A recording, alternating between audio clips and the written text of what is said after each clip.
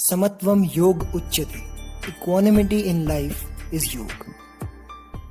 नमस्ते and welcome to त्रिणी अंग योग। पिछली वीडियो में मैंने आपसे पूछा था कि हम एक वीकली आसन चैलेंज स्टार्ट कर सकते हैं जिससे कि हम अपनी बॉडी की स्ट्रेंथ और फ्लेक्सिबिलिटी को मेंटेन करके चल सकें एंड बेटर होने के लिए अपनी लाइफ में आगे बढ़ सकें। मुझे उस पर बहुत अच्छे कमेंट्स मिले। Thank you everyone for your comments. So this is the first asana, the first video of this series. ये इस वीक के लिए चैलेंज रहेगा फ्रॉम मंडे टू संडे। अगले मंडे में एक नया वीडियो डालूंगा जिसके अंदर मैं नया आसन बताऊंगा। सो इस आसन का नाम है पर्यंक आसन। I will tell you how to start with this asana now. सबसे पहले सीधे बैठकर अपने पैरों को बिल्कुल आगे फैला लें। अपने हिप्स को एक हाथ से उठाकर अपने फैट को पीछे करके और दूसरे हाथ से अपने फैट को पीछे करके अपने बैक को बिल्कुल स्ट्रेट कर लें, जिससे कि बैक राउंड नहीं हो, पीछे नहीं जाए, आगे नहीं जाए, ये बैक बिल्कुल स्ट्रेट रहे। इस आसन का नाम है दंड आसन। इस आसन से हम अपने हाथों को इनहेल करते हुए सीधा ऊपर उठाएंगे एंड एक्सहेल करते हुए बैक को बिल्कुल सीधा रखते हुए आगे की तरफ झुकेंगे। अगर आप यहाँ तक जा सकते हैं तो भी फाइन है। If you are going till there that is also fine, till here that is also fine, till there and if you can reach down completely that is also fine. Just ensure that your back remains straight. यहाँ से पर्यंक आसन में जाने के लिए मैं अपने right leg को फोल्ड करके अपने हिप के साइड में रखूँगा। ये मेरे हिप से बहुत दूर नहीं रहेगा, इतना दूर भी रह सकता है। Initially it is fine. मैं ट्राई करूँगा कि मेरा हील मेरे हिप के बिल्कुल पास में रहे। सिमिलरली मैं अपने लेफ्ट लेग को उठाकर और उसको भी अपने हिप के साइड में रख दूँगा। मेरा हील मेरे हिप को टच भी कर सकता है, थोड़ा दूर भी रह सकता है, बट ट्राई करना है कि टच करे।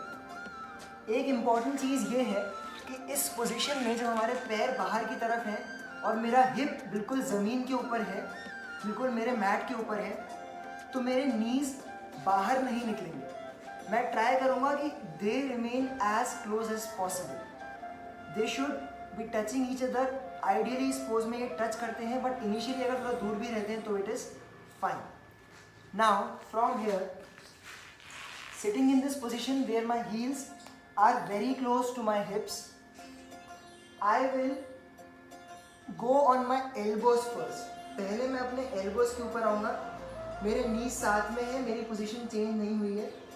पहले मैं इस पोजीशन में, अगर यहाँ पर मुझे पूरा स्ट्रेच, अगर मुझे बहुत ज़्यादा स्ट्रेच आ रहा है थाइस के ऊपर, then initially I will stay in this position for 6 seconds and then come back. अगर ये पोजीशन कंफर्टेबल है तो मैं बिल्कुल सीधा लेट जाऊंगा नीचे। मेरे हिप्स दोनों साथ, मेरे दोनों नीज साथ में मिले हुए हैं, मेरे हील्स मेरे हिप के बिल्कुल पास में हैं और मेरे जो थाइज हैं उनमें पूरा का पूरा एक स्ट्रेच आ रहा है। यहाँ पर अगर मैं कंफर्टेबल हूँ तो मैं इसी पोजीशन में रहूँगा और यहीं से उठ जाऊँगा।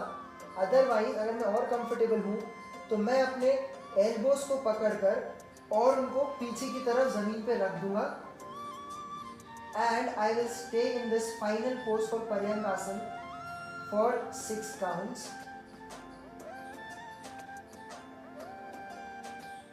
Now how to get back to the starting position?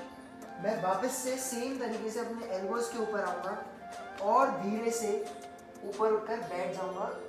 अपने पैरों को वज्रासन की पोजीशन में लेकर आऊँगा जिसमें मेरे टोज साथ में है और मेरे हील्स अलग हैं। मेरा हिप मेरे हील्स के ऊपर है और मैं धीरे से अपने हाथों को उठाते हुए इनहेल करके एक्सहेल करके आगे की तरफ जाऊंगा और अपने बैक को अपने हील्स के ऊपर रखते हुए अपने फोरहेड को ज़मीन पे रख दूंगा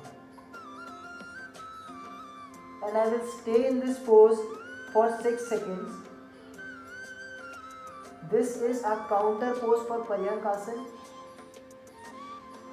and धीरे से मैं उठकर फाइनली वज्रासन की पोजीशन में आ जाऊँगा। Please keep trying this asan. Send me your photos with any posture you're comfortable. Everything is fine. सबकी body अलग अलग होती है. I was also not that flexible in the beginning. अब जाकर थोड़ी सी flexibility आई है with regular practice and तप. So thank you very much for watching this video. I hope you'll send me your photos with the asan. Namaste.